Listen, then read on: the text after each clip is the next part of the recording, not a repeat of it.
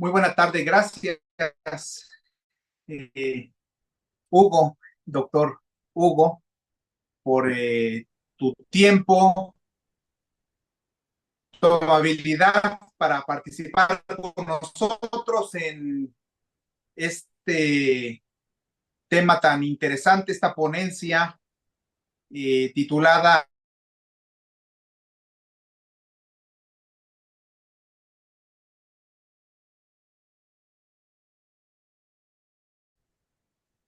Me permito dar lectura de maestría.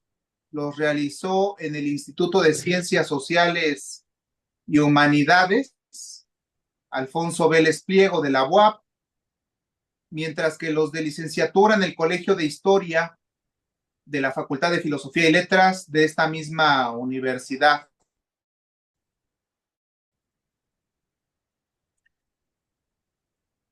Su campo de especialización en México es el México colonial, al cual se ha acercado desde los estudios jesuitas, así como desde los estudios culturales, los coloniales y el giro de colonial, perdón. Actualmente realiza un postdoctorado en el posgrado en Ciencias del Lenguaje del Instituto de Ciencias Sociales y Humanidades de la UAP, con un proyecto sobre el discurso jesuita acerca de la otredad lingüística en Nueva España. En prensa tiene dos artículos, uno sobre la circulación del saber matemático, Compañía de Jesús en Puebla, visto a través de los libros de estas disciplinas en la colección de la Biblioteca Palafoxiana, y el otro sobre el discurso de ejemplaridad, el uso de la memoria y la construcción de la identidad criolla, en dos textos historiográficos de Juan Antonio de Oviedo. En la primera mitad del siglo XVIII, el doctor Sayas ha publicado varias reseñas bibliográficas y se encuentra trabajando en el proyecto de su primer libro, donde analiza el discurso y la representación de prácticas científicas de la Compañía de Jesús en textos hagiográficos y biográficos de santos y venerables jesuitas. Gracias nuevamente, Hugo, por tu tiempo y esta sensibilidad y disponibilidad para compartir con nosotros tan relevante tópico. Adelante, te escuchamos. Gracias. No, pues muchas gracias a ti, Ernesto, por invitarme y por tener la paciencia, porque ya ves que lo veníamos programando y no se podía, pero bueno, finalmente aquí estamos. Gracias a todos ustedes por asistir también, por recibirme en este espacio tan importante y de conocimiento. A fin de cuentas, creo que ese es una de las características de esta organización, ¿no? De Opción Ciudadana, que es comentar, dialogar, conocer de diferentes temáticas, ¿no? Entonces, gracias por su amabilidad para recibirme por acá. Bueno, entonces vamos a empezar porque sí está un poquito larga la conferencia, voy a tratar de irme lo más rápido que pueda. Lo que yo les voy a presentar hoy o es el resultado de un primer acercamiento que hice a la enseñanza de las matemáticas en los colegios jesuitas poblanos. El título lo cambié un poco al final para hacerlo un poquito más amplio, ¿no? Por eso les están viendo ustedes ahí la circulación de saberes en Puebla. Un acercamiento a las disciplinas matemáticas, siglos XVI al XVIII. Pero básicamente son las matemáticas en los colegios jesuitas poblanos, ¿ok? Entonces, lo que vamos a hacer es repasar un poquito brevemente, lo más superficial, ¿no? Porque es un poquito profunda la historia de la compañía en la ciudad, pero vamos a repasar un poco la formación de colegios y la enseñanza de las matemáticas en Puebla, en estos espacios de la Compañía de Jesús. Para eso hay que remitirnos un poco a los orígenes del Colegio del Espíritu Santo, ¿ok? Y ahí, como todos ustedes saben, supongo, la figura fundamental es don Melchor de Covarrubias, ¿no? Vamos a revisar un poco su testamento, que fue firmado el 16 de mayo de 1592, y el codicilio, que es donde pues podemos ver claramente la formación justamente de los estudios o el inicio de la formación de los estudios superiores de la Compañía de Jesús. Ahorita vamos a ver a qué me refiero con eso de los ejercicios, de los estudios superiores, perdón. Bueno, el testamento. Como les decía, pues lo firma don Melchor de Covarrubias en 1592 y ahí lo que hace él es nombrar a la Compañía de Jesús como heredera universal de su patrimonio, ¿no? Los nombra, bueno, son parte del grupo de albaceas, además de los franciscanos, los dominicos, otros elementos de estas órdenes mendicantes y el rector del colegio en ese momento del Colegio de Puebla, todavía no era el Colegio del Espíritu Santo, pero justamente este testamento va a marcar el inicio ya de lo que hoy conocemos como el Colegio del Espíritu Santo, que es el origen de la Universidad Autónoma de Puebla, ¿ok?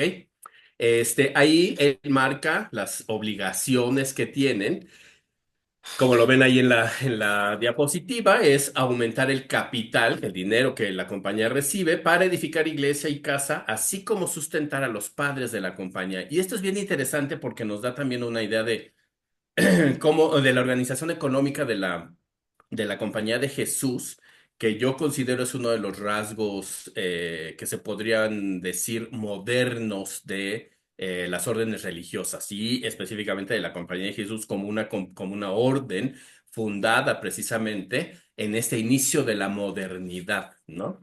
¿Y a qué me refiero con esto? Pues pudiéramos pensar que es una orden que tiene un pensamiento, digamos que muy capitalista, ¿no? Porque su organización es un poco como un cuerpo que administra ¿cómo se le llama ahora? O sea, como un capital semilla para poder crecerlo y a partir de ahí sustentar su obra educativa y su obra evangelizadora, ¿sí? Como un fideicomiso, pensémoslo así, ¿no? Recibía las donaciones, que es capital, ¿no? Como de Melchor de Covarrubias, y a partir de ahí, es lo que conocemos como las fundaciones, recibir este dinero y a partir de ahí edificar, invertirlo, hacerlo crecer sin dejar de recibir otras donaciones, pero hacerlo crecer e invertirlo en diferentes obras, ¿no? Este, mm, Ahora, ¿cómo van a aumentar este capital? Ahí en esas obligaciones también se dice echándolo, invirtiéndolo, diríamos hoy, en posesiones, haciendas o renta, es decir, prestándolo, ¿no? Para que vaya siempre en mayor aumento la dicha mi fundación. Esas son las palabras de don Melchor de Covarrubias. Y ahora el codicilio, que lo firma unos pocos días después del testamento. Es un adendo, como ustedes saben, porque creo que la mayoría son abogados o tendrán que ver algo con leyes. Entonces, el codicilo es un añadido, digámoslo así, al testamento principal, ¿no? Y ahí viene una especificación bien interesante, que es que los obliga a tener estos estudios de artes. Estos estudios de artes es el paso intermedio o el inicio, digámoslo así, de los estudios superiores. Y ahorita les voy a explicar cómo está estructurado el programa educativo jesuita, ¿no? Pero bueno, en este codicilo ya don Melchor de Covarrubias les pone como una obligación el fundar los estudios de artes. Y esto significa tener cursos de física aristotélica, de filosofía natural, o sea, estudiar el mundo natural también desde la visión aristotélica, la metafísica y las matemáticas. El segundo programa de estos estudios superiores es la teología, ¿ok? Este creo que es también otro rasgo que podemos pensar como moderno de la Compañía de Jesús, porque en sus colegios no reciben únicamente o no se limitan a recibir únicamente personas, estudiantes, hombres, criollos, ¿no? Que estuvieran pensando en convertirse en sacerdotes, sino que lo abren al público en general, ¿ok? Y específicamente en las constituciones que escribe Ignacio de Loyola, habla de una educación pública, pero no pública como la entendemos hoy, pensando en la UAP o en las universidades públicas, ¿no? Sino pública abierta a todo el mundo, ¿no? Es decir, estos hombres interesados en tener estudios para poderse desarrollar en el mundo que están viviendo sin necesariamente pensar en el sacerdocio, ¿ok? Es decir, les dan o les proporcionan a la élite criolla novohispana los estudios necesarios universitarios o preuniversitarios para poderse desenvolver en ese mundo laico, que se estaba desarrollando, ¿ok? Es decir, la educación necesaria para poder ser o abogados o médicos o simplemente llevar la administración de sus propiedades, ¿sale? Estos estudiantes que no pensaban en ser sacerdotes se quedaban hasta este primer nivel de los estudios superiores, que es el estudio de artes. Los que ya estaban interesados en convertirse en sacerdotes pasaban al nivel de teología. Otro aspecto de este concepto de educación pública jesuita es que también aceptaban estudiantes que no necesariamente estuvieran pensando en convertirse en sacerdotes y jesuitas, sino que también recibían, y durante mucho tiempo dominaron la educación los colegios jesuitas, recibiendo los sacerdotes o los hombres interesados en convertirse en sacerdotes, pero diocesanos. Y entonces, en este caso, ellos llegaban hasta el estudio de artes, porque no todos podían ir directamente a la universidad. Y a partir de este curso de artes, entonces pensaban en estudiar la teología, ya moviéndose a la Universidad de México, ¿sale? A la Real Universidad de México. Bueno, en este codicilio también nos indica o les pone como obligación que paralelo a estos artes o a este estudio de artes, a estos programas de estudio, pues se inicia una biblioteca, ¿no? Es interesantísimo también pensar que los colegios jesuitas, y no solo los colegios, ¿no? También los espacios que estaban destinados a ser dormitorios, ¿no? Los convictorios que se llamaban o que también les llamaban seminarios, tenían usualmente una pequeña biblioteca. Casi en cualquier asentamiento o espacio jesuita, así por muy mínimo o muy pequeño que fuera, tenían al menos una biblioteca básica. Y aquí incluyo también las misiones en el norte. ¿Por qué? Ahorita vamos a ver, es una orden, y ahí está otro rasgo de la modernidad, que utiliza precisamente o saca ventaja de esta herramienta tecnológica que es la imprenta y la impresión de libros. ¿Ok? Entonces, en el codicilo les impone esta obligación de iniciar una biblioteca que siempre fuera en aumento y estuviese proveída de la necesario a costa de su dotación y, bueno, a costa de la pagaran con ese dinero. Y lo interesante es que también les pone o están pensando, ya fuera Don Melchor de Covarrubias o justamente los jesuitas que le ayudaron a redactar su testamento, que la biblioteca estuviera en constante renovación. Y esto nos habla también de ese acercamiento de la orden a los avances científicos, tecnológicos, lo que estaba ocurriendo en ese momento. Pensemos que en el siglo XVI, finales del XVI al XVII, se está gestando y va a ocurrir lo que conocemos como revolución científica. ¿Ok?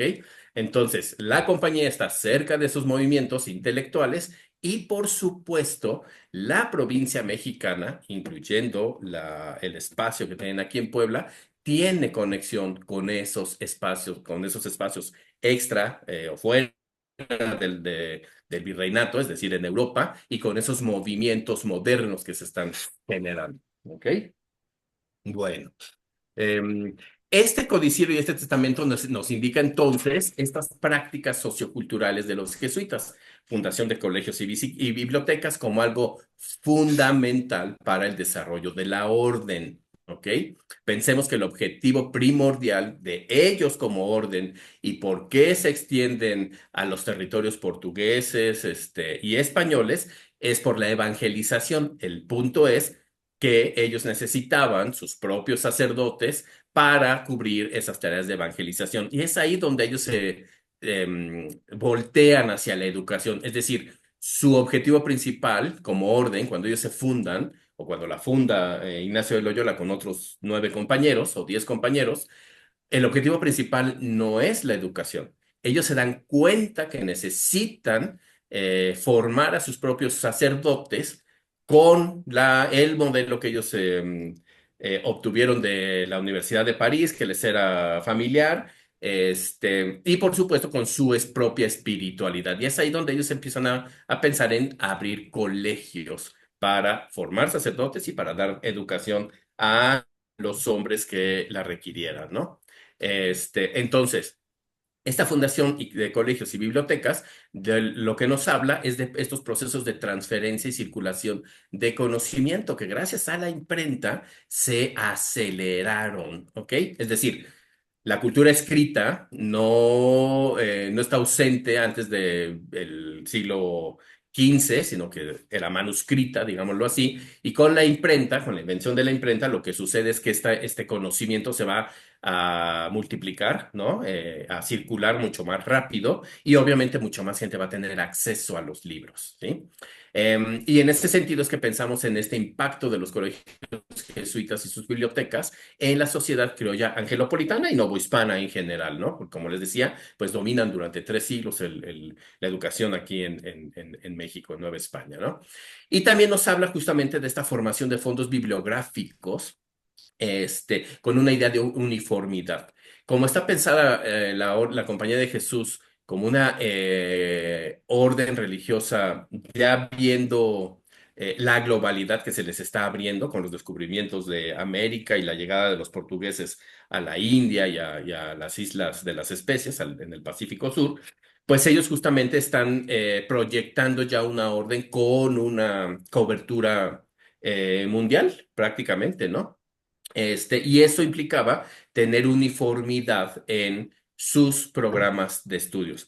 Obviamente, esto es todo un proceso como de 20 años para que lleguen a esa uniformidad y 20 años casi, 15, entre 15 y 20 años, que están discutiendo precisamente qué libros van a utilizar, cuáles son los más idóneos, qué tipo de educación le van a presentar a estos hombres interesados en seguirse, en tener alguna educación, ¿no? Tener una formación profesional, si lo queremos ver así, ¿no? Desde estos términos postmodernos, ¿no? Que tenemos hoy.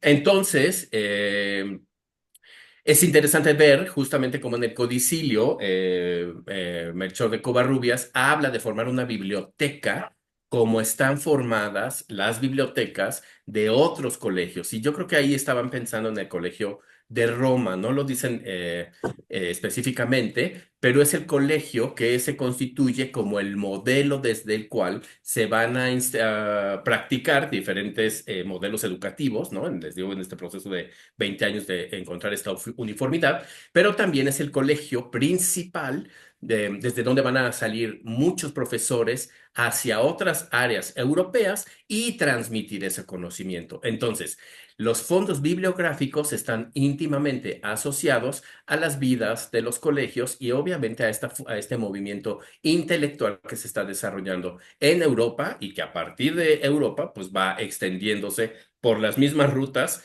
de navegación y comerciales por donde se movía todo el mundo, ¿no? Incluyendo los misioneros.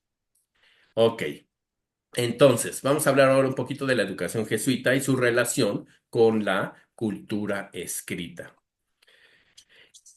¿Qué es lo que formaban estos estudios? Pues básicamente lo que formaban eran lectores, consumidores de libros, ¿no?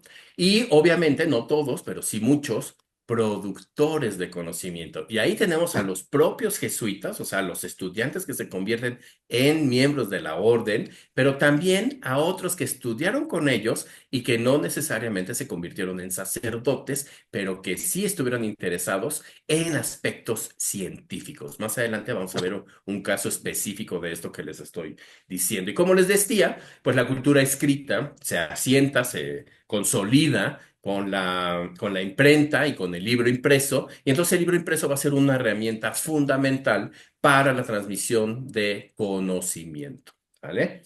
Por otro lado, también tenemos que estas bibliotecas, como están en una constante renovación y actualización de lo que está pasando en estos circuitos intelectuales, pues ocurre una demanda constante de libros. Y para eso tenían diferentes mecanismos. El principal era el procurador de la provincia, que es un puesto que precisamente procura que no le falte nada a las provincias que están en Europa o fuera de Europa, y que se encargaba justamente de comprar diferentes cosas que desde las provincias, en este caso desde la mexicana, pues necesitaban o requerían, desde reliquias hasta cosas de vestir, y obviamente pues los libros. Pero también había otros mecanismos, digamos que menos oficiales, ¿no? El movimiento natural de los miembros de la orden transportaban o con ellos transportaban libros, por ejemplo, ¿no? Si algún misionero venía de Europa, tenía permitido traer algunos libros que él consideraba necesarios para su desarrollo, y entonces en esa ida y venida de miembros de la orden, pues van yendo y viniendo libros, algunos se quedan, algunos solo son de paso. También algunas veces el propio em, general de la orden les debe de mandar libros, o incluso los miembros individuales podían pedir, no a través del procurador, sino con algún librero, podían pedir libros específicos que ellos, en los que ellos estuvieran interesados, ¿no? Entonces, esta demanda de libros justamente va a alimentar, a poner, ¿no? En marcha esta actualización o este proceso de actualización y articulación para poder tener los libros que se estaban produciendo en Europa. Y es interesante también ver que esa circulación, porque de repente pensamos que por los barcos era como muy tardada la comunicación y los viajes, y sí, en cierta medida era tardada, ¿no? Digo, un viaje de Europa para acá tardaba alrededor de 3 meses, ¿no?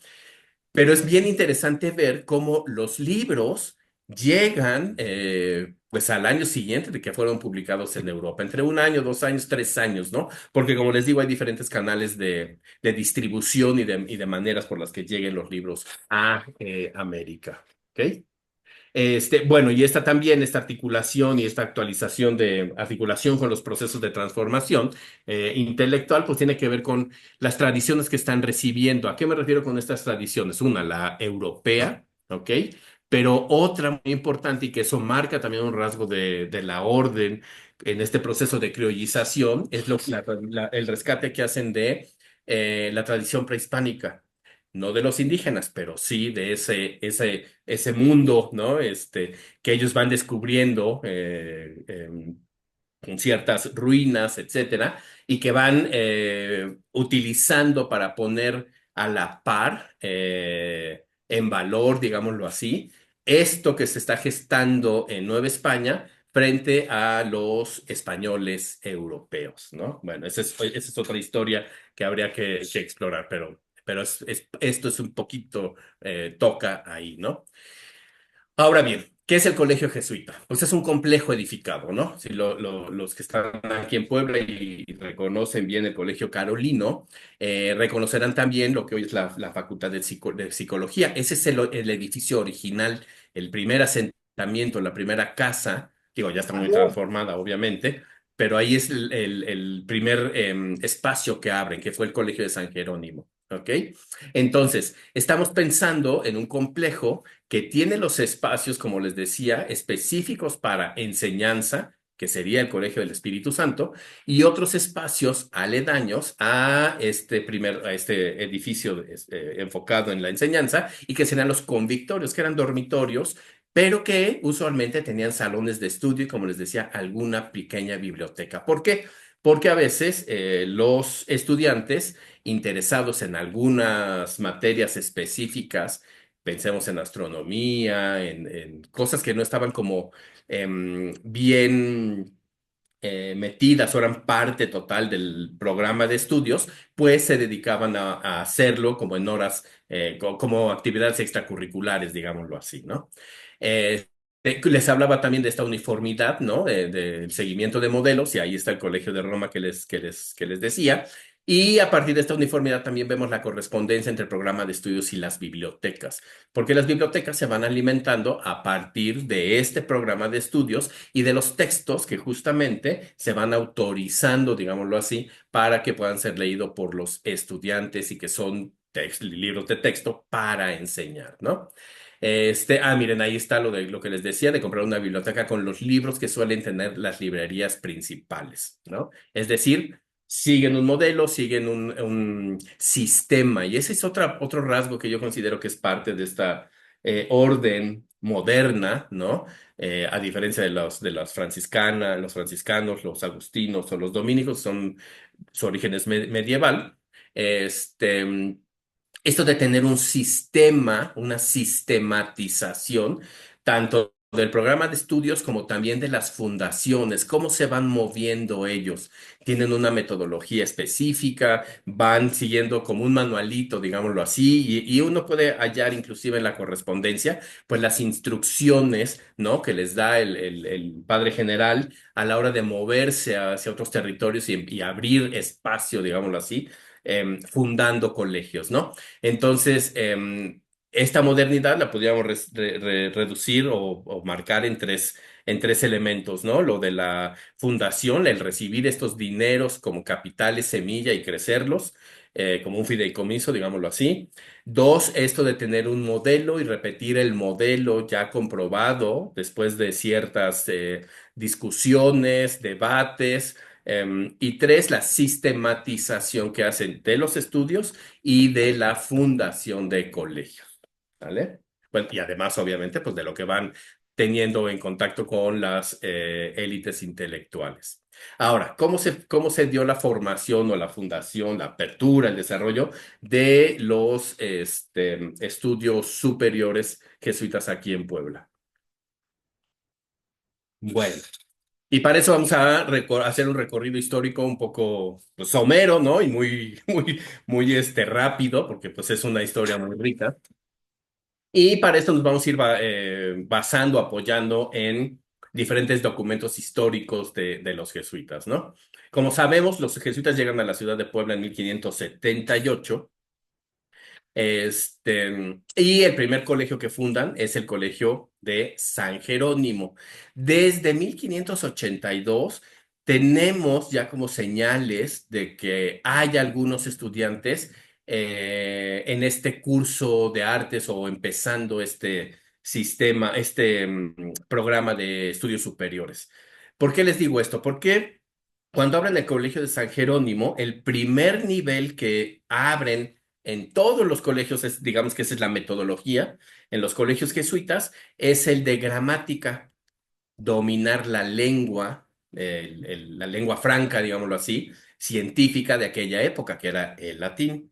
Ahora, no solo se trataba de dominarlo desde la gramática, sino también la escritura, la expresión, la buena expresión, la buena, ay, ¿cómo le llaman? La elocuencia de esa época, ¿no?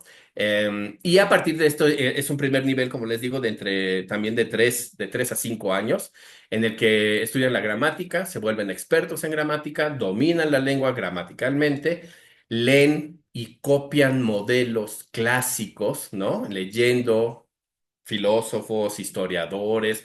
Aquí en este primer nivel, más que filósofos, historiadores. Entonces, también es un nivel en el que los estudiantes se van empapando de esa cultura grecolatina, de esa tradición que los europeos, desde el Renacimiento, pues consideran como base, ¿no? De lo que hoy llamamos la civilización occidental. Entonces, si llega del 1578 para 1582, vemos o podemos percibir estos pasos en la enseñanza del curso de artes a través de los catálogos. ¿Y por qué les digo eso? Porque vemos nombrado al padre Juan de Loaiza como prefecto de estudios, es decir, el que está encargado de justamente vigilar que se enseñen los textos que se tienen que enseñar, con la metodología que se tiene que enseñar, etcétera, ¿no? Pero también lo describen como apto para la enseñanza de la filosofía y la teología. Y entonces uno se preguntaría, bueno, ¿por qué están haciendo ese señalamiento en un catálogo si todavía no hay estudiantes? Más bien lo que tenemos que pensar es que debió de haber habido alguien ya en ese nivel de estudios. Y ese alguien suponemos que pudo haber sido el hermano Cosme de Avendaño, porque justamente él ya tenía los estudios de gramática completos y estaba enseñándolos, de hecho, ¿no? Estaba ayudando a otros alumnos más jóvenes que él con estos estudios de gramática. Y suponemos que también estaría ya empezando, si no a tener un curso formal de artes, empezando a acercarse a lo que a lo que eran los estudios de filosofía y de historia natural y estos que les puse en una diapositiva anterior, ¿no? Y lo podemos suponer por el nivel de estudios que ya tiene, digámoslo así, que ya tiene la gramática completa, que incluso está enseñando la gramática a otros alumnos más pequeños, y que obviamente los jesuitas pues no dejaban que los estudiantes estuvieran como sin hacer nada, ¿no? Y además es un periodo, después de haber terminado este primer nivel, es un periodo para los estudiantes de Puebla en el que se tienen que preparar, ¿no? Tener un curso como introductorio para poderse mover al colegio máximo en México y seguir su formación con este nivel de estudios, ¿no? Entonces aquí ya vemos un primer, digamos que, rasgo de que algo está sucediendo, ¿ok? Para 1583, bueno, esto de las demostraciones públicas es porque un alumno poblano, un exalumno poblano viene de vacaciones y da una demostración pública de lo que él ya está estudiando en el colegio máximo, y parece que eso tuvo un impacto bastante fuerte en la sociedad poblana para empezar a pensar en que se necesitaban estudios de este nivel en una ciudad como Puebla de aquel momento. ¿Vale? 1583, en un memorial de Juan de la Plaza, ya se ve más claramente esto que les estoy diciendo, ¿no? De pensar en abrir el siguiente nivel de estudios para los estudiantes de Puebla. Y en este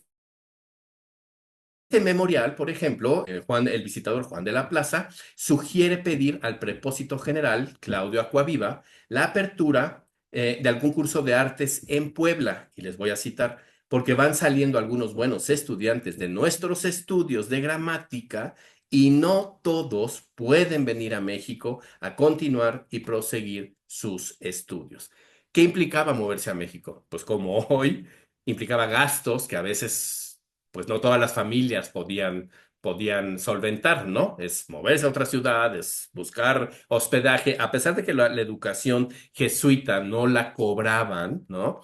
Tenían por eso las becas y ahí era parte de las fundaciones o los dineros que recibían en lo que se invertía en sostener estos estudiantes, pues sí implicaba ciertos gastos, ¿no? Para la familia.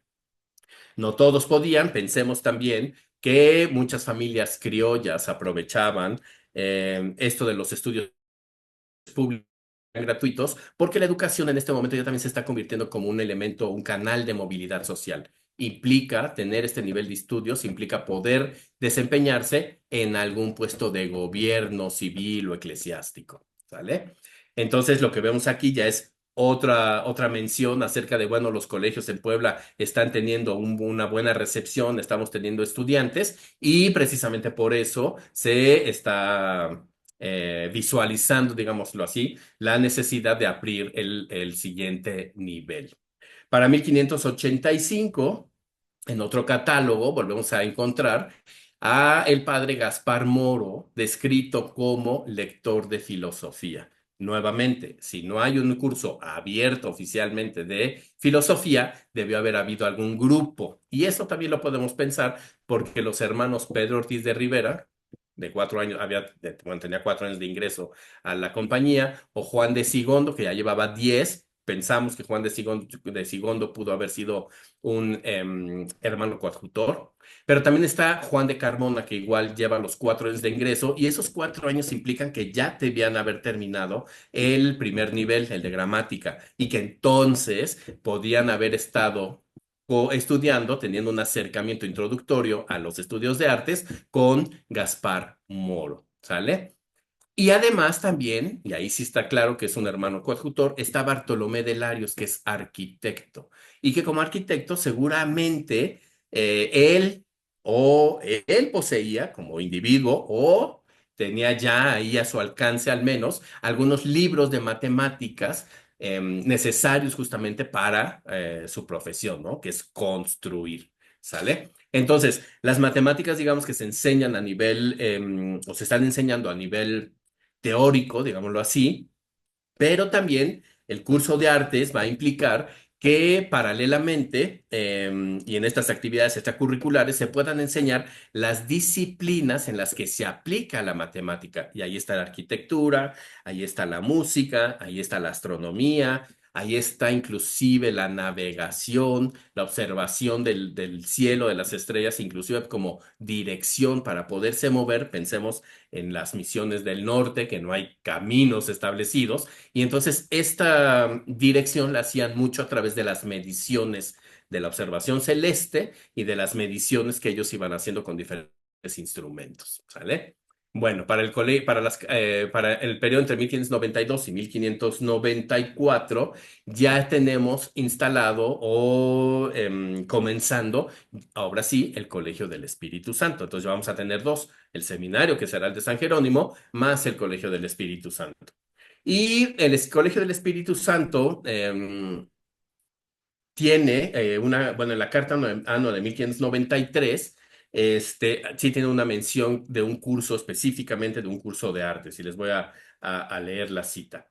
El curso de artes que el año pasado, o sea, 1592, que es el mismo año en el que Melchor de Covarrubias fallece, es decir, que quizá ya para 1593 recibieron algún dinero los jesuitas de esa herencia. Entonces ya pudieron abrir, digamos, quizá un poco más oficial el curso de artes. Y la cita dice así, el curso de artes que el año pasado se comenzó en este colegio, se prosigue con 6 hermanos de los nuestros y como 30 estudiantes de fuera, ¿ok? De fuera pudieran ser de otras órdenes, pudieran ser gente que está pensando en el sacerdocio, pero no de una orden religiosa, sino el diocesano, o pudieran ser estudiantes de hijos de familias criollas que estuvieran interesados en tener una educación profesional para desenvolverse en el mundo, en la vida pública, ¿no? Además, reporta los actos públicos en los que los estudiantes más destacados mostraban el desarrollo de sus habilidades. La de 1594, la carta anual de 1594, también habla de 5 estudiantes filósofos. Y estos estudiantes filósofos implica, están estudiando filosofía, están en el curso de artes. Y de que, y otra vez la cita, el curso de artes se ha proseguido hasta ahora con fervor. Es decir, que si ya estaba abierto, tenían cierto éxito y estaban reclutando, digamos, estudiantes, no solo interesados en ser jesuitas, sino también estos estudiantes externos, ¿no? Y bueno, también algo que dice en la carta del 94 es que los estudiantes seglares concluirán sus estudios graduándose en la Universidad de México. Eso nos habla entonces de que no es oficialmente aún el curso de artes, que quizá pudo haber sido más bien un curso introductorio para prepararlos a llegar a la Ciudad de México y ahí sí ya tener, digamos que el programa oficial, ¿no? Para el catálogo de 1600, se reporta un lector y 7 estudiantes, uno de lógica y 6 de filosofía. O sea, ese sería el primer año de esos tres de artes, ¿no?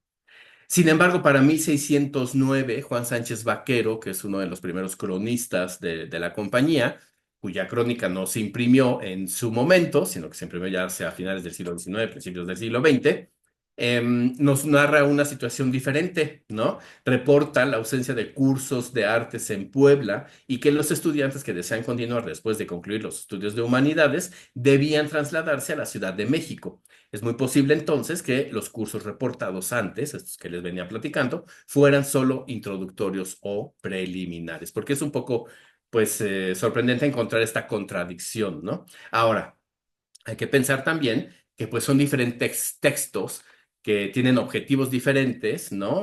Una crónica es más pensada para un público en general, ¿no? Que se entere de las obras de la compañía, mientras que las cartas anuas son documentos internos, ¿no? Circulación interna, que quizá eso nos pueda decir que son un poco más reales, fidedignos a la hora de expresar la información. ¿Ok? Bueno. 1625 se funda el Colegio de San Ildefonso aquí en Puebla. Y espero que lo ubiquen en donde estaba. Es lo que ahora conocemos, bueno, fue mucho tiempo eh, el hospicio, ¿no? La junta, ¿cómo se llamaba? Bueno, ahora es donde está ubicada las universidades estas de salud que se fundaron apenas sobre la Reforma y entre las 5 y las 7 poniendo, donde estaba antes de Gobernación, justo enfrente. Entonces, era el Colegio de San Ildefonso y supongo que el edificio de enfrente era el Seminario Convictorio asociado al Colegio de San Ildefonso, que fue el Colegio de San Ignacio, ¿vale? Entonces, hasta 1625 es que oficialmente se van a implementar los cursos de artes en Puebla. Y aquí vemos otra vez este modelo, esta metodología que les digo para fundar colegios. Reciben una donación del obispo de aquel momento, Alonso de la Mota y Escobar, que tenía planeado en ese edificio construir un hospital para indígenas. Pero platicando con las élites, con pues sí, los hombres de importancia de aquella época, llega a la conclusión de que era más necesario un colegio jesuita con este nivel superior de estudios, artes y teología, ¿vale? Entonces, igual en la donación y en el contrato que hacen, les exige o les obliga también a abrir los cursos de filosofía, de teología moral, dogma y escritura, que reciben los jesuitas en ese momento. Reciben ya el espacio, el terreno, con ya una construcción avanzada, que era de una iglesia, si no estoy mal, y reciben una hacienda también para que pudieran explotar la hacienda y sostener el colegio, además del dinero, obviamente, ¿no? Ahora, entre 1590, bueno, para 1625 ya está finiquitado el programa de estudios, ya hay un programa de estudios oficial estandarizado, que es la Ratio Studiorum. Y ahí es donde se están definidos estos niveles que les digo de enseñanza, ¿no? Que van uno tras otro, son progresivos, están definidos cómo se enseña, ¿no? Las metodologías, qué se enseña, qué se lee, los tiempos, etcétera. Es un documento muy interesante si uno piensa en esta sistematización de estudios. Y además su importancia tiene que ver justo con esto, porque es la primera vez que se hace por escrito esta sistematización y que obviamente va a repercutir en los demás ámbitos educativos fuera de la compañía, ¿vale? Este, Otro rasgo importante es que este curso de artes viene influenciado por la escuela conimbricense en Portugal, la Universidad de Coimbra, en donde los jesuitas tenían o tienen todavía, creo, pues una influencia importante. Y es ahí donde se está gestando un movimiento que le está dando o tratando de que el método matemático tuviera mayor relevancia y tuviera mayor presencia en este programa de estudios que les estoy diciendo, ¿no? Algo también interesante es que se les otorga desde el virreinato, o sea, el virrey les otorga la licencia para que este colegio de San Ildefonso pueda emitir los grados de bachiller y de maestro en artes, ¿no? Es decir, un certificado que garantiza precisamente a estos estudiantes que habían estudiado este nivel en Puebla. Y que de ahí, bueno, ellos ya pudieran desempeñarse en la vida pública o pudieran pasar ya al Colegio de México a estudiar el doctorado, digámoslo así, en artes y, bueno, proseguir los estudios de teología también, si era así su deseo, ¿no? Entonces, lo que estamos viendo en estos modelos de los colegios jesuitas es que la utilidad es, pues sí, principalmente eclesiástica, porque ahí se forman un montón de sacerdotes de la propia compañía, de otras órdenes religiosas, así como de los cabildos eclesiásticos, estos sacerdotes diocesanos, ¿no? Y, por supuesto, pues también los que no eran o no querían ser sacerdotes, pero que sí tenían ya un nivel de conocimiento práctico para desenvolverse en esta vida pública, como les decía, escribanos, doctores, o sea, doctores en medicina, pues, abogados, ¿no? En cánones y en derecho civil, etcétera, ¿sí? Y bueno, también muchos de ellos, precisamente por estos estudios, llegaron a estar interesados en las ciencias que se estaban desarrollando, lo cual también nos habla de un público fuera de la orden que estuviera interesado y que estuviera en estas temáticas, que estuviera también consumiendo libros. Y tenemos varios ejemplos en la ciudad de Puebla de bibliotecas privadas que contienen libros de matemáticas escritos por jesuitas, por ejemplo, ¿no? Ahora sí, ¿qué fue lo que yo encontré en la biblioteca palafoxiana?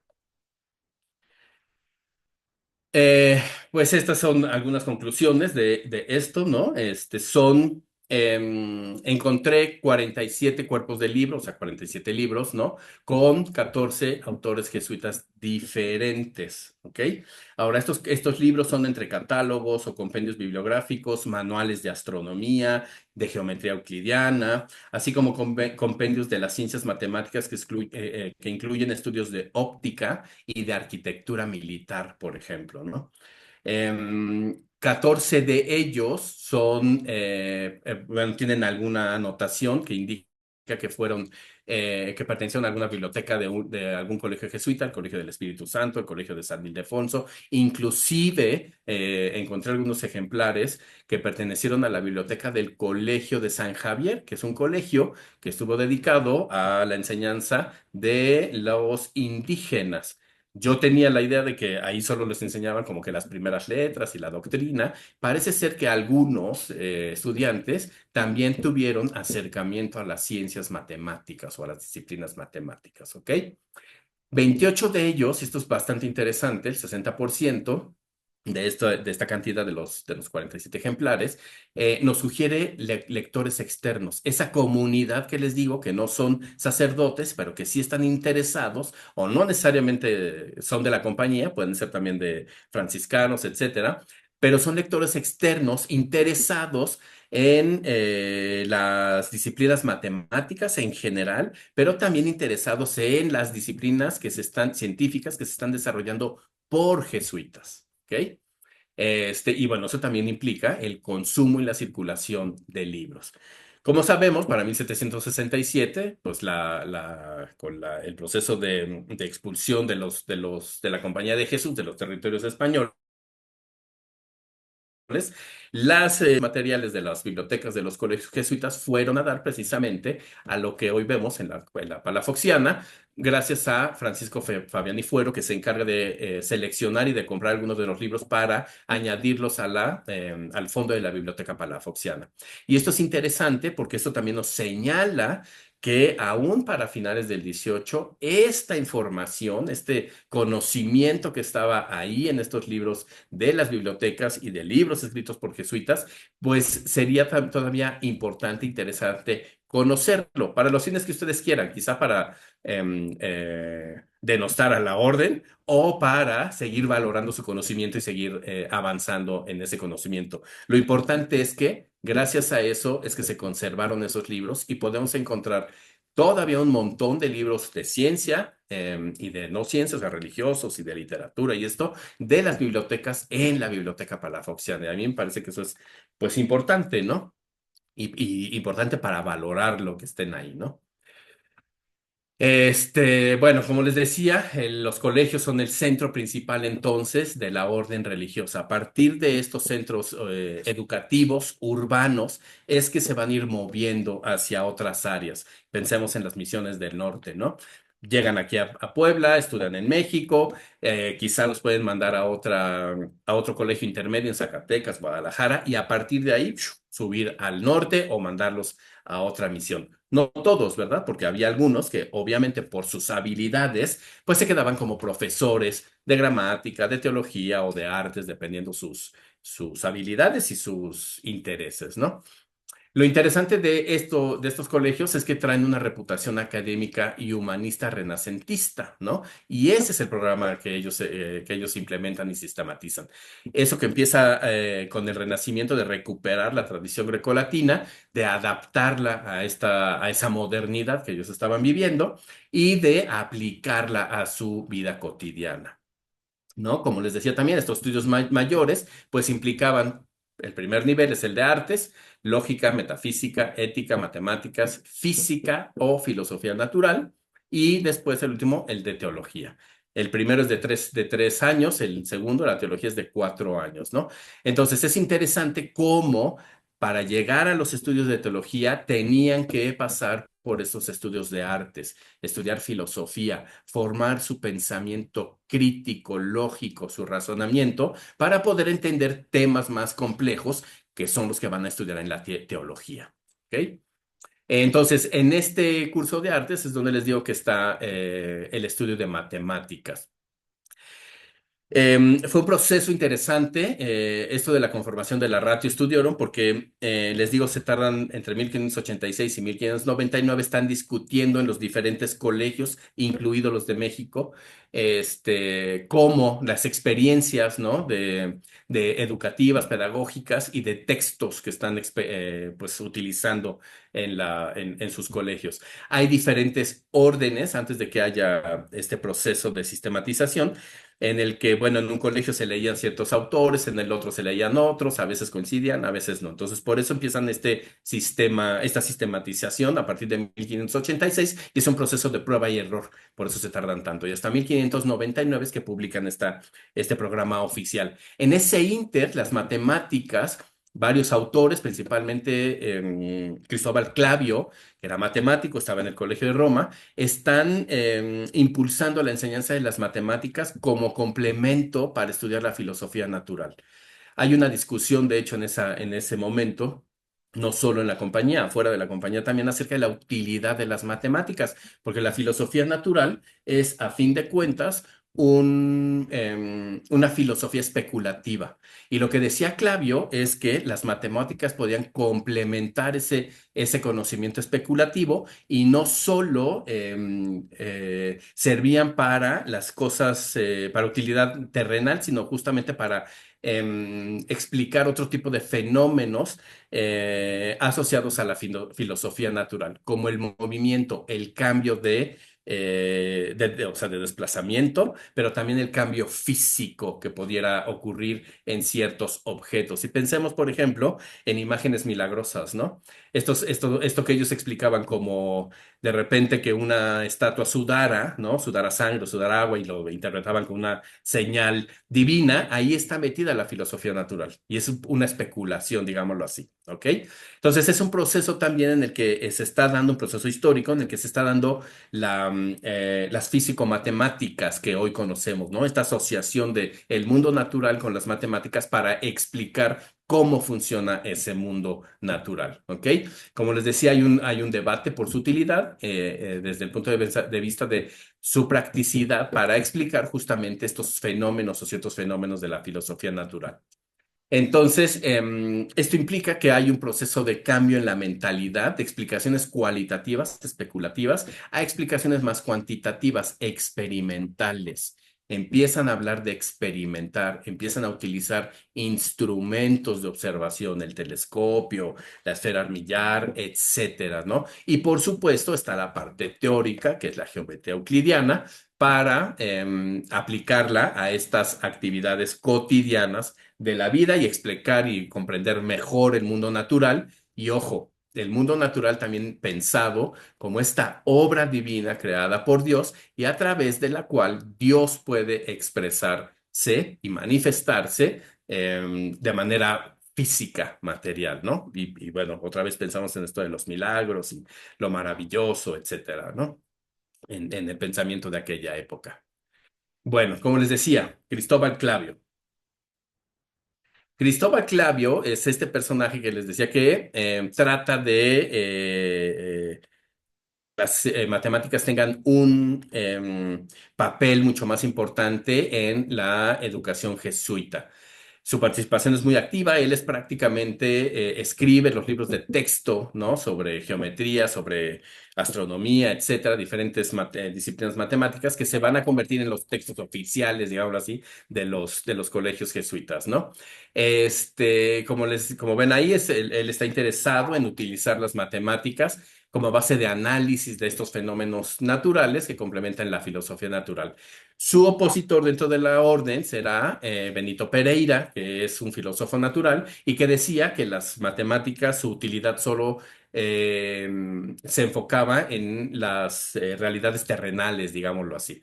¿Por qué? Porque la filosofía natural analiza las causas y dentro de estas causas aristotélicas, pues la primera causa, la última causa será llegar a Dios, ¿no? Entonces, estudiar el mundo natural desde la filosofía natural también implicaba tomar un camino de conocimiento a ese Dios. Por eso se estudiaba esta filosofía antes de la teología, porque era la base, digamos, científica para estudiar entonces eso más abstracto que es la teología, ¿no? Em, Clavio, para la primera versión, que es la de 1586, propone un curso de 3 años de matemáticas. Lo ponen a prueba, lo discuten, está este debate entre Pereira y los matemáticos. Para la segunda, para la segunda versión de la Ratio Studiorum lo reducen a 2 años, ¿no? Y ya para 1599 le reducen al mínimo, que será un año de estudios de matemáticas, cuando los estudiantes estén en el texto de física o de filosofía natural. Ahora, lo que sí respetan es la propuesta de Clavio de tener a Euclides como la base geométrica para estudiar el mundo natural, ¿no? Y obviamente lo que autoriza la orden es que se utilicen los libros de Euclides comentados por Clavio, ¿no? Por eso les digo que sus obras se vuelven como los textos, libros de texto oficiales, ¿no? Y además, otros libros de texto de Clavio, que ahorita vamos a ver un ejemplo, para estas clases extracurriculares, estudiantes interesados en el estudio de la astronomía o la navegación, etcétera, la aplicación de las matemáticas. ¿Ok? ¿Hasta aquí alguna duda? No, no voy muy rápido. No, ya los confundí. ¿Todos vamos bien? Ok. Me sigo de frente entonces. Bueno, aquí les presento un libro que se llama Biblioteca Selecta y fue escrita por un jesuita, Antonio Posevino, contemporáneo de Cristóbal Clavio. ¿Ok? ¿Qué es la Biblioteca Selecta? Está publicado en 1592, es decir, 7 años antes de que se publique ya la versión definitiva de la Ratio Studiorum, y precisamente se llama Biblioteca Selecta porque es un catálogo de libros de texto recomendados para el programa de estudios jesuitas. Y como ustedes pueden ver ahí en la portada, dice Ratione Studiorum, ¿no? Que ya hace referencia a este programa de estudios. Entonces, digamos que es la guía oficial de qué autores, qué libros se pueden leer en las diferentes cursos y niveles del programa jesuita, ¿ok? Tiene 18 capítulos, creo, no recuerdo ahorita cuántos, pero están divididos justamente siguiendo el programa de estudios, ¿ok? Lo interesante de este libro y lo que pueden ver ustedes ahí, si lo pueden notar en el manuscrito, dice de la librería del Colegio del Espíritu Santo de la Puebla y trae un numerito que eso nos está diciendo que puede haber sido esta anotación en un inventario de la biblioteca, ¿no? Puede ser resultado de ese inventario, pero lo interesante es que nos está confirmando, pues que obviamente perteneció a un colegio jesuita, a su biblioteca, ¿no? Antonio Posevino, como les digo, publica esta biblioteca selecta en 1593 y podríamos pensar que entonces el libro llega, pues no mucho tiempo después de 1593, debido a que también tenemos o coincide con la muerte y el testamento de Melchor de Covarrubias y esta cláusula que los obliga a abrir los cursos de artes, ¿no? Y a tener una biblioteca. Entonces, lo que podemos suponer es que este libro llegó, pues, poco tiempo después de que se publica en Europa y que va a servir justamente para preparar ese programa de estudios que está, pues, gestándose, ¿no?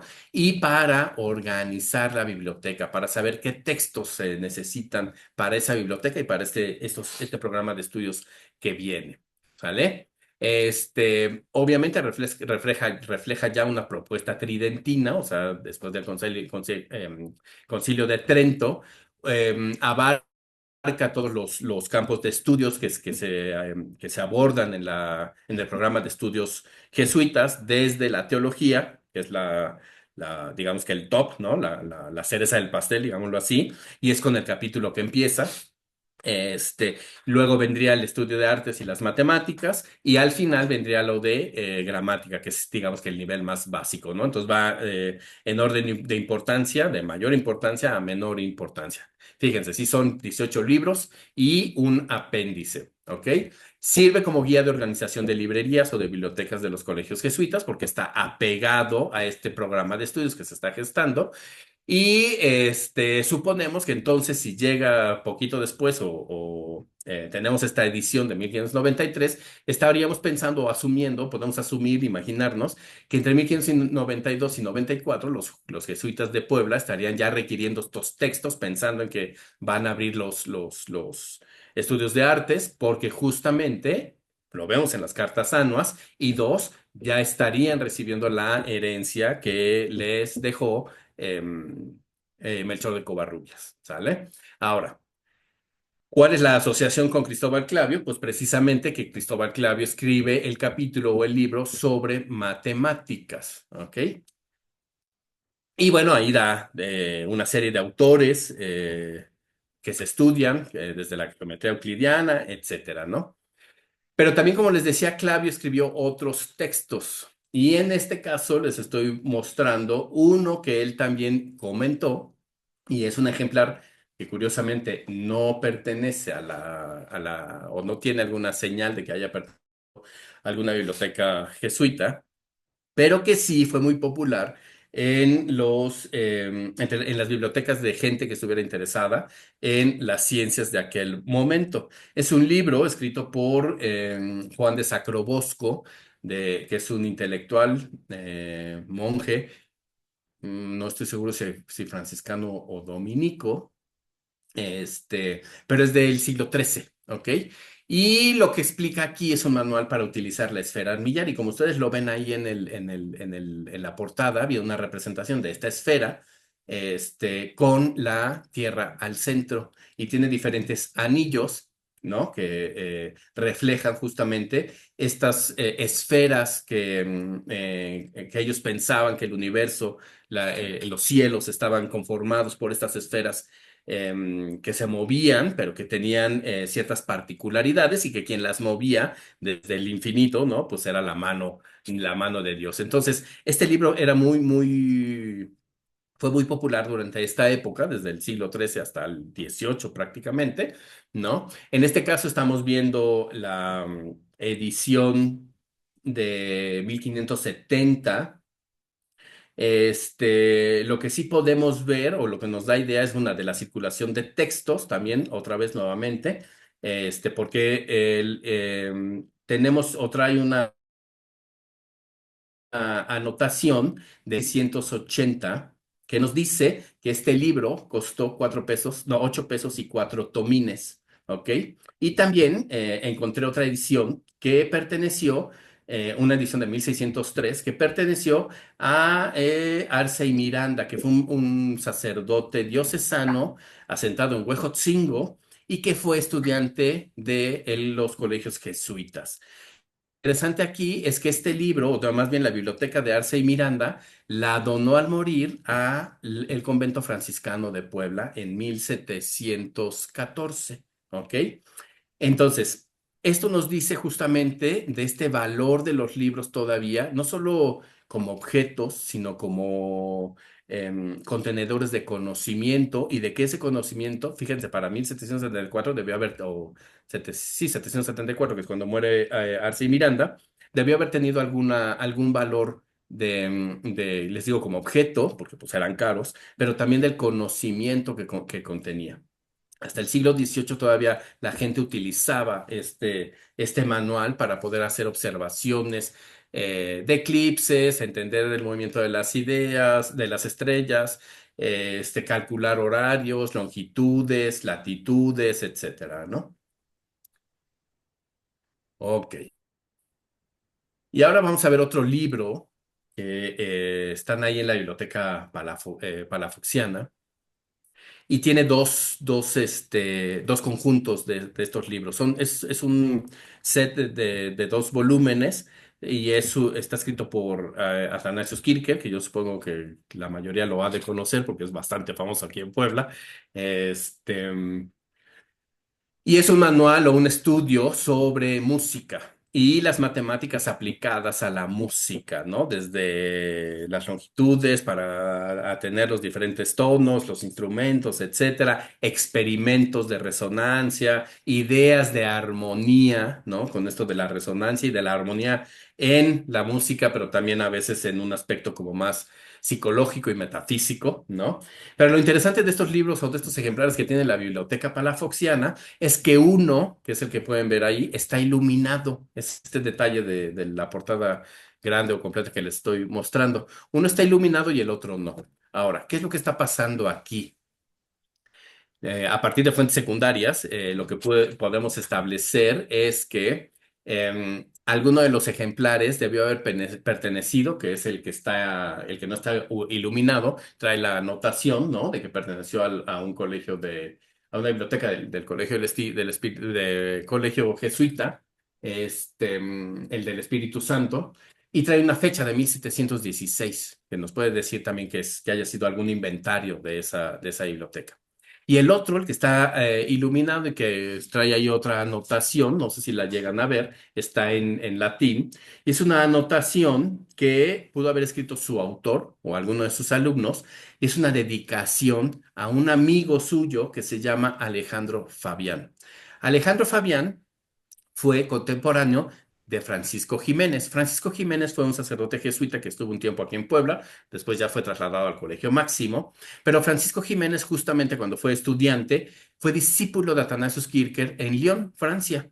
Entonces, Francisco Jiménez estando aquí en Puebla y recibiendo algún jesuita que venía de camino hacia las Filipinas, entró en contacto con uno de los libros de Athanasius Kircher, que era el Magnes, donde estudia el magnetismo de la Tierra y movimientos ahí de simpatía y antipatía y unas cosas pues bastante interesantes. A partir de ese contacto con ese libro, él recuerda, él fue mi profesor, pertenecía a su círculo de estudiantes en Lyon y entra en contacto con él, le escribe, ¿no? Y le dice que está muy interesado en recibir sus libros, en leerlos, no sé qué. Y a través de Francisco Jiménez, Alejandro Fabián entra en contacto también con Atanasios Kircher. Le escribe también directamente que está muy interesado en sus libros, en la ciencia, le pide sus libros, le manda dinero, le manda chocolate, le manda un montón de cosas, porque también Alejandro Fabián tenía otros intereses, que eran que Atanasios Kircher interfiriera con sus contactos pues civiles, ¿no? En las cortes, en Roma y esto para que Alejandro Fabián pudiera convertirse en obispo o en alguna posición del cabildo catedralicio. Lo interesante es que en las cartas de Alejandro Fabián podemos ver justamente la transportación, ¿no? Lo que tardaban los libros, la transportación de los instrumentos porque, como les digo, le pide instrumentos y le escriben una carta que la gente, y habla de la gente en público en general, está muy emocionada y no deja de ir a su casa, ¿no? Multitudes de gente a ver justamente cómo funcionan esos instrumentos que le ha mandado Athanasius Kircher. Entonces, este libro también nos habla de la circulación de conocimiento, de la circulación de libros por diferentes vías. Les digo de manera individual, en el caso de Jiménez y Alejandro Fabián, pues le piden directamente al autor algunos ejemplares. Jiménez pide también a través del procurador y de otros libreros libros de Kircher. Este, y también nos habla, a través de esta carta de Fabián que les comento, pues de ese público que está interesado en conocer los avances científicos. Quizá no entendían mucho, ¿no? Porque a lo mejor pues pudieron haber sido estudiantes o no estudiantes, pero lo interesante es que nos está reflejando justamente ese público fuera de las aulas de los colegios jesuitas. ¿Ok? Bueno.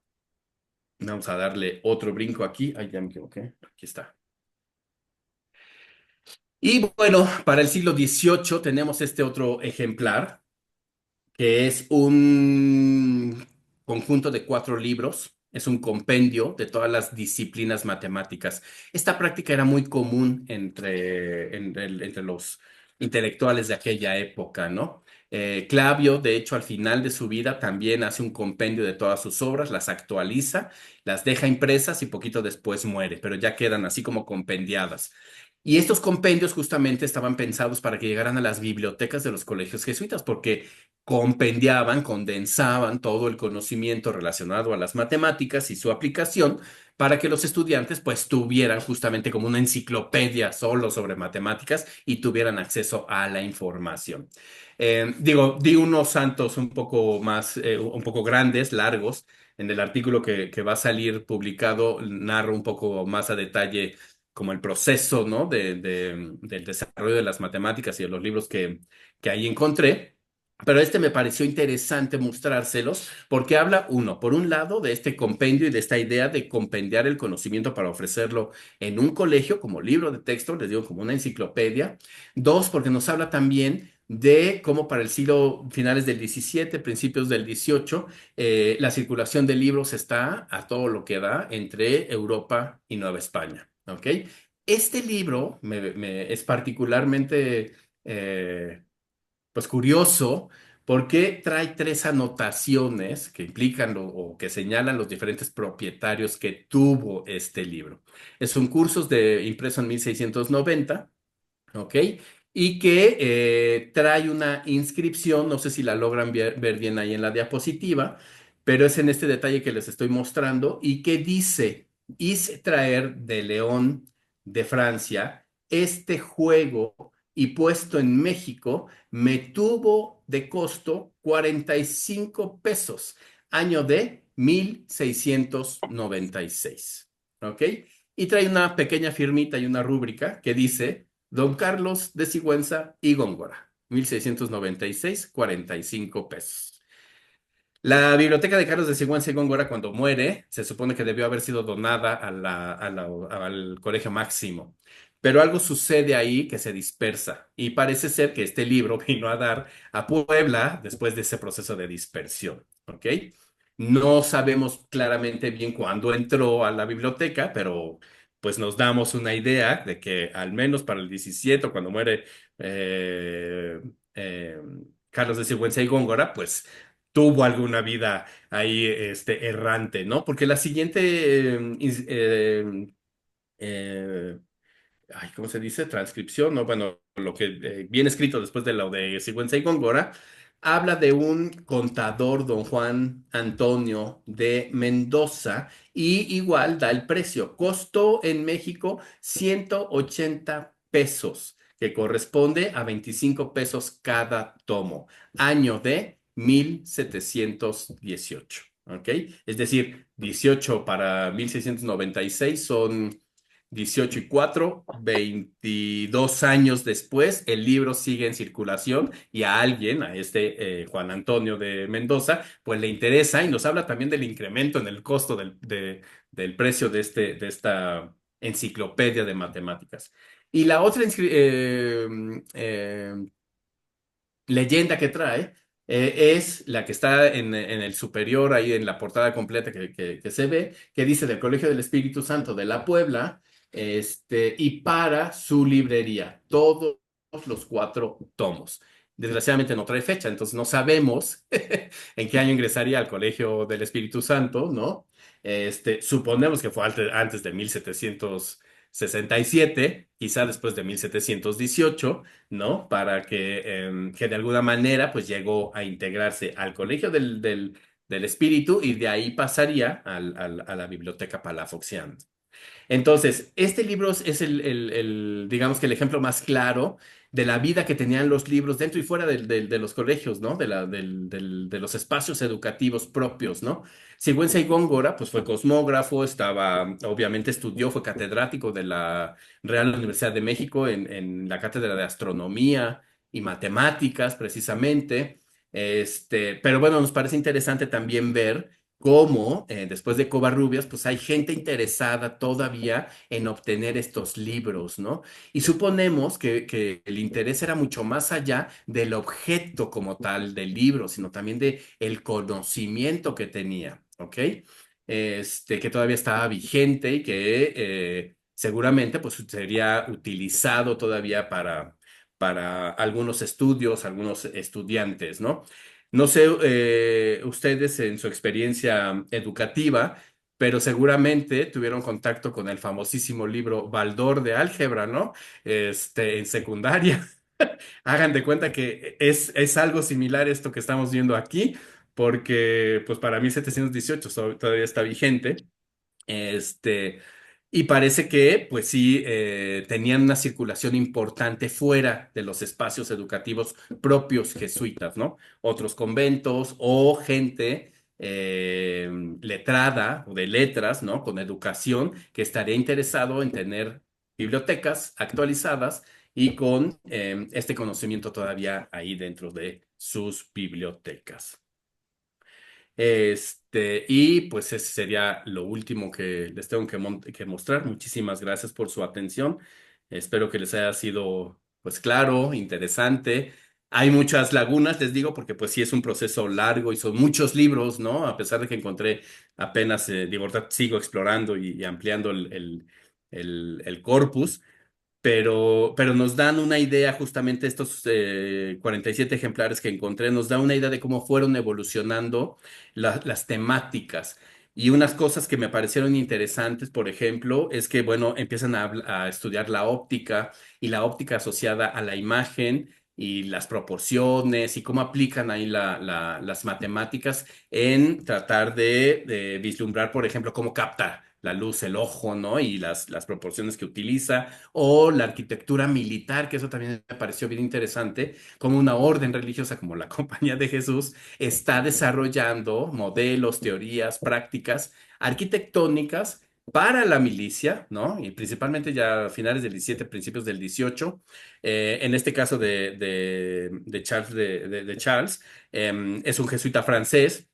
Para el 18 Francia está emergiendo como imperio, es decir, que el conocimiento militar obviamente tenía, ¿no? Una importancia preponderante, pero también la arquitectura religiosa. Hay un libro que lo que hace es reconstruir, bueno, más bien es un conjunto de 3 libros, que lo que hace es analizar la exégesis o hace la exégesis de la visión de Ezequiel y a partir de esa exégesis estos autores jesuitas reconstruyen el templo de Salomón y hacen una aplicación de las matemáticas en la arquitectura religiosa, teniendo o haciendo una conexión de lo terrenal con el conocimiento hermético divino, porque hacen unas asociaciones ahí bastante interesantes con algunos cuerpos celestes, por ejemplo, el sol asociado a Cristo y a un edificio, y entonces empiezan a hacer una interpretación como más hermética. Pero lo interesante es ver cómo aplican las matemáticas e incluso hacen unos grabados extraordinarios que son como de 1 metro y cacho de diferentes fachadas de lo que ellos piensan que fue el templo de Salomón.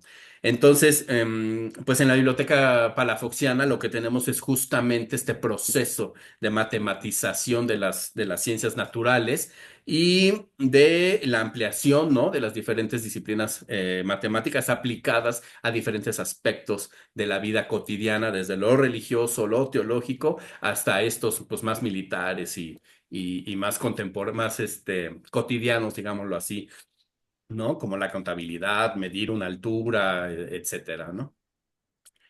Pues gracias. No sé si tengan alguna duda, Gracias, comentario. Hugo.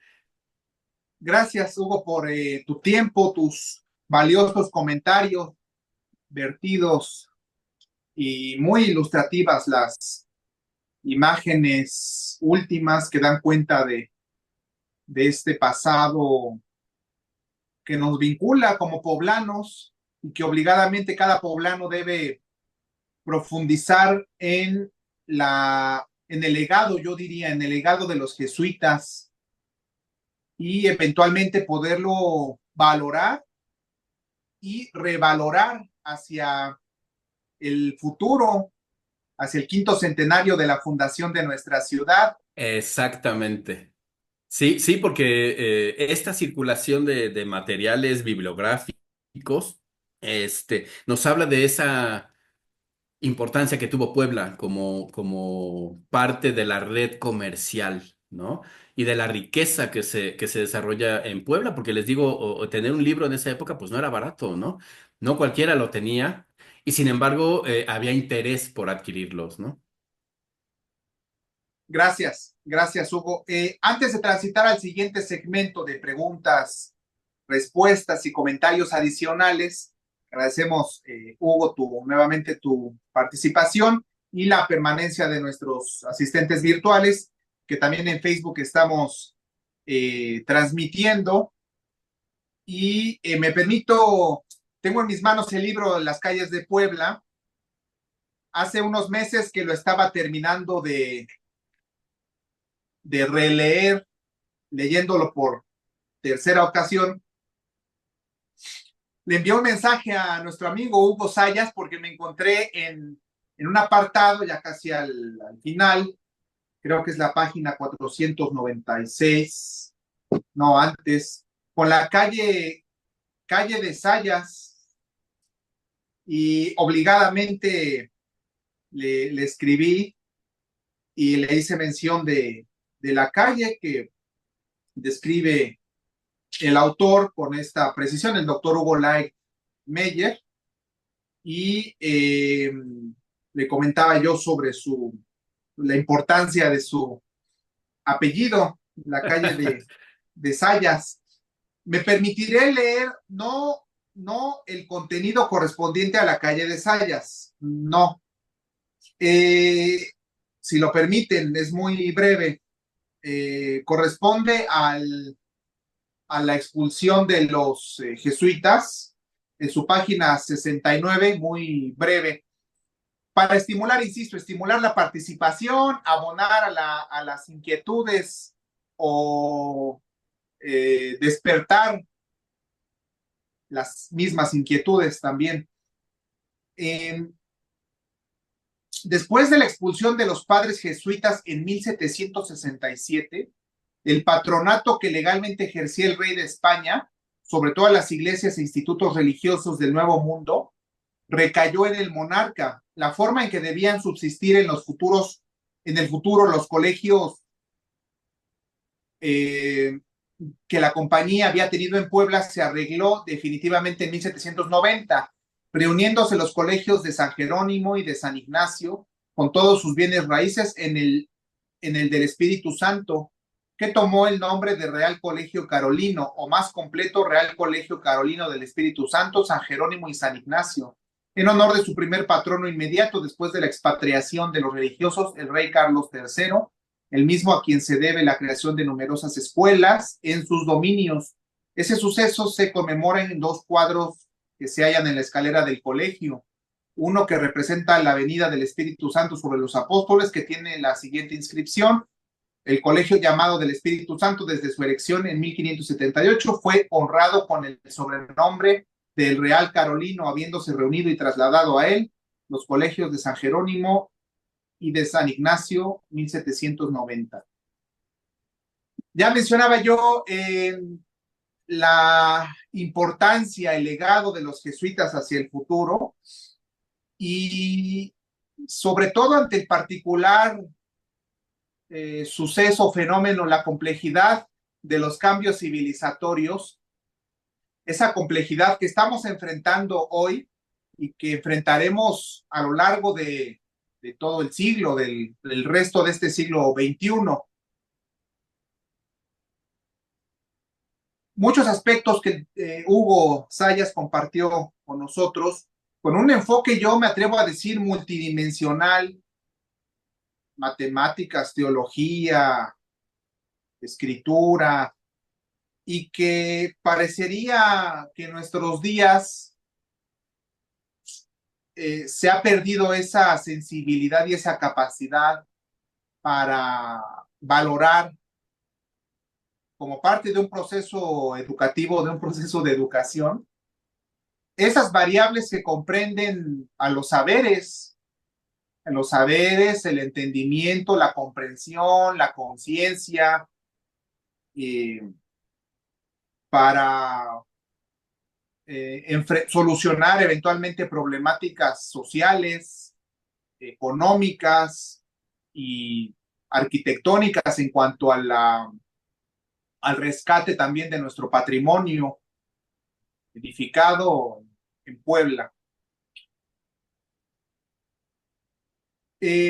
Transitamos ya el segmento de preguntas y respuestas. Agradeceré amablemente que puedan manifestar su deseo para participar con su mano física, y expresar su pregunta, alguna inquietud o comentario adicional que nutra, enriquezca esta relevante ponencia, y también que estimule, detone y motive la participación, insisto, para valorar y revalorar todo el legado de los jesuitas y que constituye una joya arquitectónica de nuestro acervo eh, cultural, bibliográfico, como parte de nuestras bibliotecas, a la Foxiana y José María Lafragua también. ¿Existe alguna pregunta, alguna intervención por parte de los asistentes Quejas si tienen. virtuales?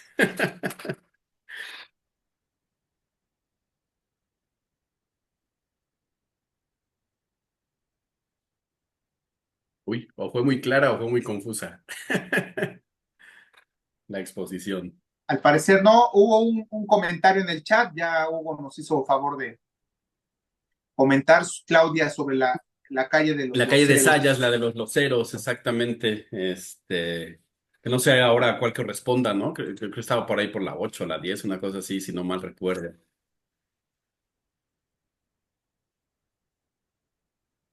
Sí, al parecer no hay ningún comentario, alguna pregunta por parte de los asistentes.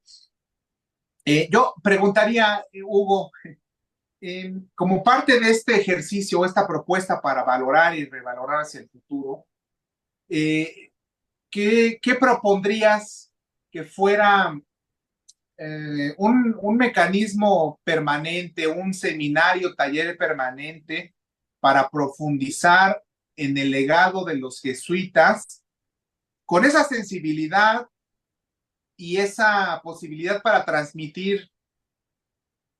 Es complejo y exige ser abordado desde esa complejidad, al tratarse ya de tantos años que han transcurrido en este proceso del devenir histórico, pero ¿qué mecanismo, qué estrategia para que los poblanos conozcamos, profundicemos en este legado de los jesuitas? Pues yo creo que la publicación de materiales, ¿no? O sea, nuestra responsabilidad como investigadores, pues eso, investigar más sobre la acción de la compañía aquí en la ciudad específicamente, ¿no? Quizá reconstruir, son ahí algunas ideas que tengo que espero algún día poder llevar a cabo, ¿no? Reconstruir más jesuitas poblanos, por ejemplo, no solo los que estuvieron en Puebla, sino los que de aquí de Puebla se convirtieron en jesuitas y hacia dónde fueron y qué produjeron, ¿no? Esa es una. Dos, pues la doctora Rosalba Loreto activamente o seguido tiene publicaciones. De hecho, esto que les presenté va a ser publicado en un libro que está preparando, ¿no? Sobre esto del barrio universitario. Y habría yo creo que sí, ver, por ejemplo, otro aspecto es tratar de rastrear esa conexión de los jesuitas con la élite poblana, ¿no? Las familias poblanas, porque te digo, de ahí debieron de haber venido, tenemos a que es biógrafo de Javier Lascano, que es biógrafo de Juan Antonio de Oviedo, es poblano, apenas platicando con Guillermina Tochimani, ella me contaba de una familia de Cholula, creo, que un antepasado de ellos fue jesuita, ¿no? Que fue misionero en las misiones del norte. Entonces, reconstruir, yo creo que esos lazos sería interesante. Es mucho archivo y es justamente publicar y, bueno, establecer estos vínculos, ¿no? De difusión como el que ustedes ofrecen en Opción Ciudadana. Hay otros espacios, la Biblioteca Palafoxiana, seguido tiene pláticas sobre su colección, la misma Biblioteca La Fragua, em, el Museo de Alfeñique ahí con la maestra Patti Vázquez, también hay un espacio que cada mes tiene pláticas, no solo sobre los jesuitas, sino sobre la ciudad, ¿no? Creo que sí tenemos que replantearnos qué fue la ciudad de Puebla, ¿no? Em, Digo, hoy nos ganan, ¿no? Monterrey, Guadalajara, estamos en el cuarto lugar, ¿no? Pero en esa época éramos la segunda ciudad en importancia. Y lo vemos, ¿no? En las iglesias, en el arte que tenemos ahí colocado, mucho referente a los jesuitas, a los santos jesuitas, las devociones. Francisco Javier fue patrono de la ciudad. Entonces, reconstruir ese tipo de historias, ¿no? Y de darles difusión es lo que a mí me parece que deberíamos hacer más seguido, ¿no? Digo, a veces es complicado por las actividades académicas, pero hay publicaciones, ¿no? Y hay publicaciones de todo tipo, no solo desde la universidad, está la Ibero, que también tiene una producción impresionante sobre la Compañía de Jesús en Nueva España, ¿no?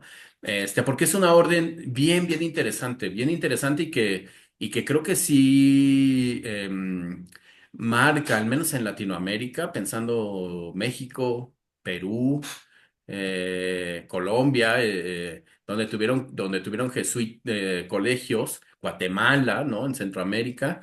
Creo que sí marca un derrotero ahí en estos territorios de la corona española, ¿no?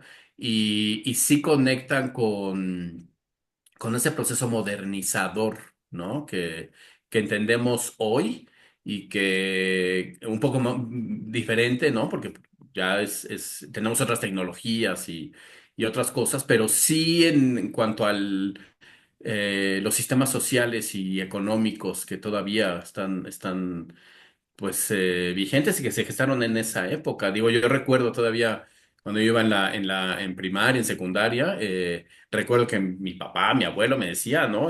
Pues nosotros aprendíamos latín todavía en la escuela, ¿no? Eso es parte del legado del programa de estudios jesuita, ¿no?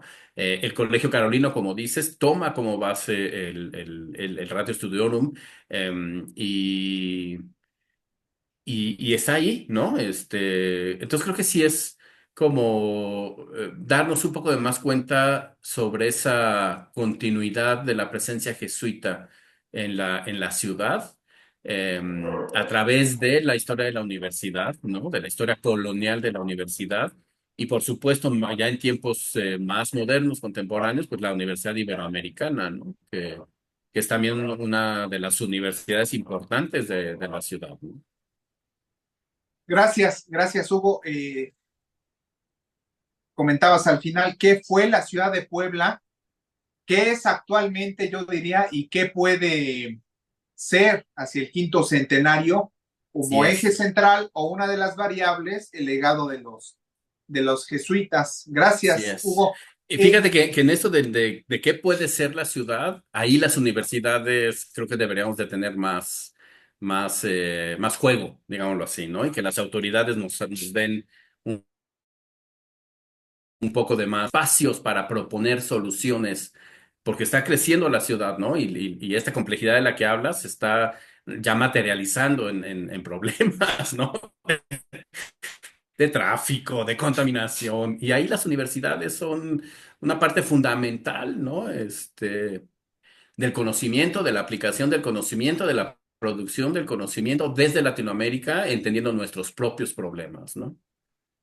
Gracias, Hugo. Y hablando de universidades y este intercambio, solicitó el uso de la voz nuestro amigo el doctor Pedro Ponce Javana, quien es académico de la Universidad de Chapingo. Ah, mira, Inolvidable el lema de la Universidad de Chapingo, enseñar la explotación de la tierra, no la del hombre. Ya tuvimos oportunidad de conocer sus instalaciones hace un año, en septiembre. Doctor Pedro Ponce, adelante, si nos apoya activando su micrófono para escucharle debidamente, por favor.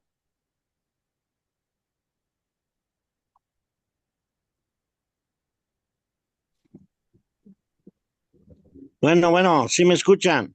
Muy bien, doctor. claro, fuerte y Adelante. claro. Muchas gracias. Muchas gracias. Buenas noches.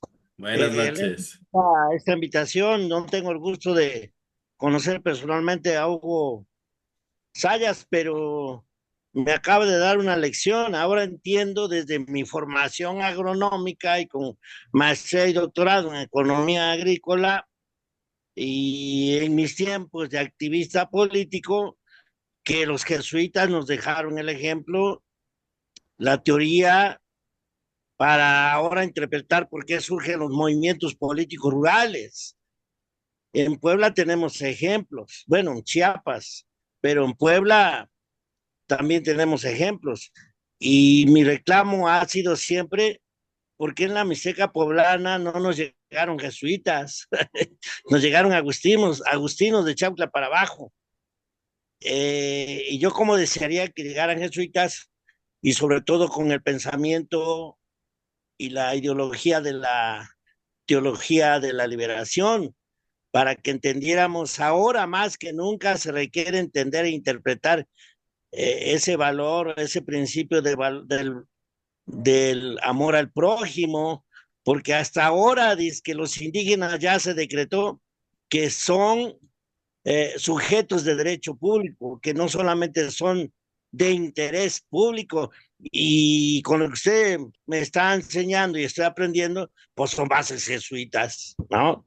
La agronomía yo creo que debería entender por lo menos la filosofía de la ciencia, la teoría del conocimiento, porque pues ahora esa filosofía de la naturaleza, por ejemplo, hasta ahora a través del concepto del desarrollo sustentable, reconocemos que somos parte de la naturaleza, pero por mucho tiempo se nos dijo que éramos superiores a la naturaleza y para lograr el desarrollo hay que destrezar, hay que explotar, sobreexplotar y expoliar los recursos naturales. Y ahí tenemos el ejemplo del río Atoyac. No me quiero meter en problemas, pero traduciendo lo que usted me explica aquí, tengo elementos de bases teóricas y para profundizar más y decirle, señores, aquí están los ejemplos desde antaño. Pues gracias, yo les agradezco esta participación que me hayan invitado y yo creo que estaré muy atento a las próximas conferencias. Gracias, muchas Gracias, gracias. gracias, doctor Pedro. Fíjese que esto que usted está hablando ahorita de la agronomía y de estas cuestiones más prácticas y de aplicación de conocimiento, ¿no? Y de entender la relación con el mundo natural, eso es lo que justamente, o desde ahí se aproximaban los jesuitas al mundo, el mundo natural, ¿no? A entender justamente la naturaleza como una creación, ¿no? Divina y a través de la cual Dios podía pues comunicarse con ellos de alguna manera, ¿no? Digo, en ese pensamiento. Hoy lo entenderíamos con un pensamiento mucho más social, en el cual como usted dice, los jesuitas siguen ahí, ¿no? En esa época, pues sí, buscaban una reforma social desde la educación humanista y la educación no solo a las élites criollas, también a los indígenas, en cuestión de prepararlos para integrarse a este modelo que pues era ajeno a ellos, ¿no? Y se pudieran desenvolver. Pero uno puede leer en las crónicas o en las correspondencias de los misioneros de los que estuvieron allá por Chihuahua y Sonora y estas misiones del norte, y esas descripciones de su contacto con la naturaleza y de observar la naturaleza y de entender la naturaleza también como un medio de reflexión, de meditación, ¿no? Filosófica, religiosa, digo, en ese momento, pues obvio, la religión era parte fundamental. Quizá hoy tenemos una idea diferente de religión, pero sí observar la naturaleza, entenderla desde un punto de vista menos utilitario, ¿no? Creo que por ahí va el asunto con los jesuitas. Sí explotarla, pero no de una manera como utilitaria, ¿no? Sino buscar esa regeneración. Entonces, cuando uno lee las crónicas de algunos misioneros jesuitas y describe la naturaleza y cómo producían el azúcar y producían y lo que reciclaban y eso, wow, pues es conocimiento que hoy nos está haciendo falta rescatar, por ejemplo, ¿no? Gracias, doctor Pedro. Gracias, doctor Pedro Ponce, hablando de la madre tierra, ¿no? La Pachamama para los Para Aymaras, los Aymaras, exacto.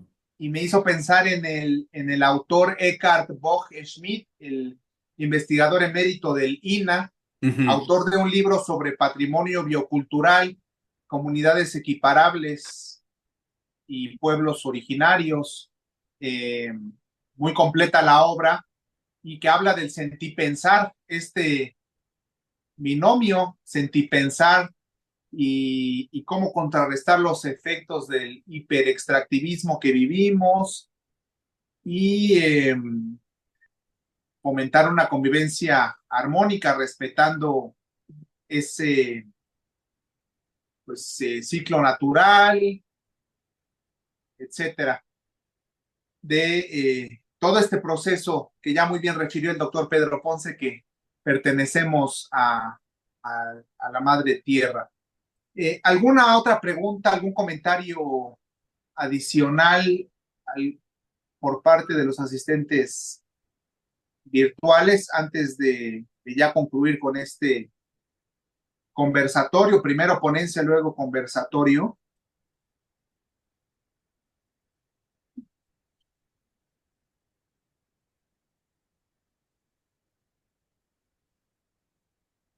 Ya están como mis alumnos cuando doy clase en línea. Manifiéstense. Ah, está bien, está bien. Creo que no existe algún comentario o pregunta final. Eh, Gracias, tomé nota, Hugo, de tus propuestas para socializarlas y eventualmente poderlas cristalizar, porque cualquier idea que no se consolida o no se concreta, pues se queda en esa idea y la importancia de no perder la memoria histórica y la historia, porque el hombre que olvida la historia se asemeja al hombre que pierde la memoria y no queremos perder ni la historia ni la memoria del pasado, aunque algunos sí lo olviden, ¿no? Eh, el maestro Alfonso Jiménez Contreras de Tepeaca, nuestro amigo de Tepeaca, que nos ha dado recorridos por el convento que constituye una joya arquitectónica. Adelante, maestro Alfonso, ya tiene activado su micrófono, le escuchamos, por favor. Bueno, buenas noches, excelente tema. Oiga, maestro, por ahí también se les olvidó mencionar que los jesuitas fueron excelentes arquitectos. Acuérdense que construyeron muchas haciendas, sí, súper excelentes, ¿no? Muy buenos arquitectos los jesuitas, por ahí les faltó mencionar por ahí eso. Desafortunadamente en el tiempo de Juarista, creo que son expulsados de Puebla, Tlaxcala, sí, son mandados a Veracruz caminando, creo que los mandan caminando. Gracias, maestro, y excelente tema.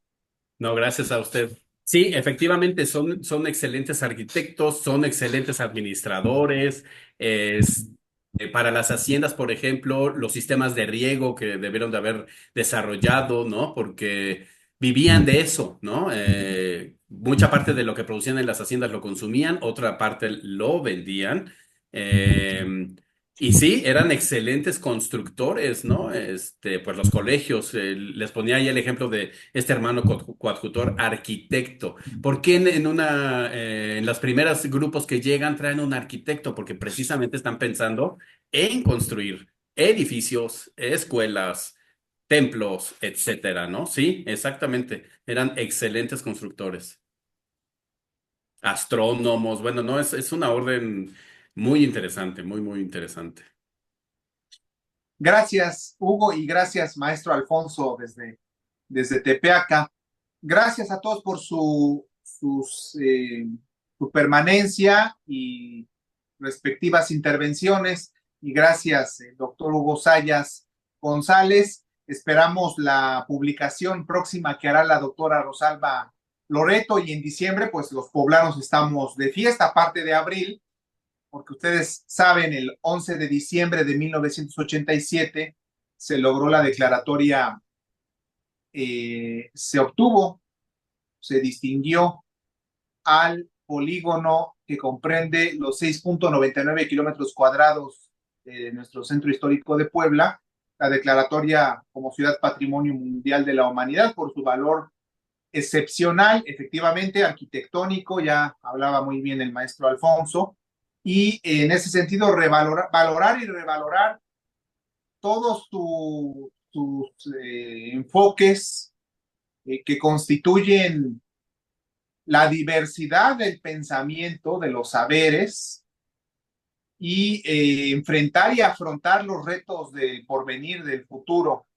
Rescatemos, creo yo, es el reto o la exigencia de la realidad compleja que vivimos, rescatar el legado profundo de los jesuitas, valorarlo, revalorarlo y eventualmente poder apuntalar acciones en el presente para el futuro sin perder esa memoria histórica, con ese enfoque de preservación, de conservación ante estos embates de la digitalización que bien implementados pueden brindarnos resultados favorables, la digitalización también, y con ese enfoque de cohesión social, esa cohesión social que tanto se necesita para eh, repensarnos como poblanos, como seres humanos, y también reconstruir ese tejido social tan dañado por múltiples factores, pero sin no perder ese enfoque hacia el futuro, creo yo. Los presentes virtuales, estoy seguro que lo compartimos, ese enfoque hacia el futuro. Y Estudiar la historia no tiene sentido justamente si no nos enfocamos en el presente para construir un futuro, ¿no? Si no tenemos eso, la historia se queda ahí, en una narración nada más, ¿no?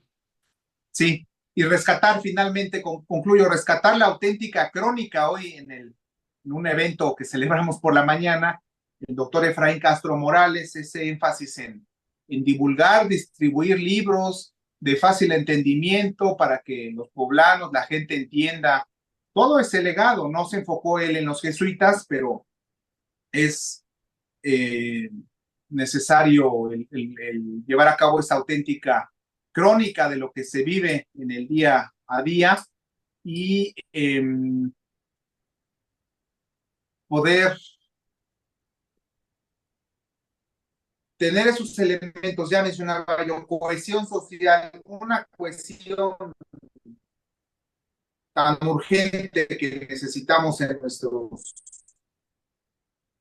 tiempos, en nuestros días, de sus relevantes propuestas derivadas y eh, las integraremos a una agenda pública que estamos construyendo entre todos y que también en breve extenderemos invitación esperando que su agenda le permita acompañarnos y también a los asistentes virtuales hacia el futuro. Gracias, Hugo, por Muchísimas tu gracias, tiempo. Ernesto. No, gracias a ustedes por el espacio.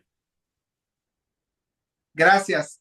Concluyo ya reconociendo el tiempo y me remito a la doctora Rosana Schiaffini Aponte, quien refiere que el tiempo es el recurso natural no renovable más valioso que tiene el ser humano. Agradecemos su tiempo y el tiempo de los asistentes virtuales. Gracias. Que tengan buena noche. Hasta luego en otra ocasión. Gracias.